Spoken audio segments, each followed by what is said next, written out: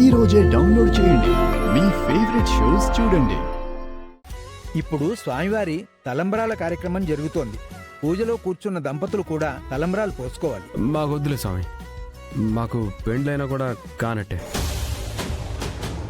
ఇష్టం లేకుండా తాళి కట్టాడు కాబట్టి నెత్తి మీద తలంబ్రాలు వేయదేమోనని చిరంజీవి భయం. చూడు బాబు, అనుకోకుండా కట్టానని నువ్వనుకోవచ్చు, ఇష్టం లేకుండా కట్టించుకున్నానని ఆ అమ్మాయి అనుకోవచ్చు. మీకు ఇష్టం లేకపోయినా స్వామివారి సంకల్పం లేకుండా ఏదీ జరగదు.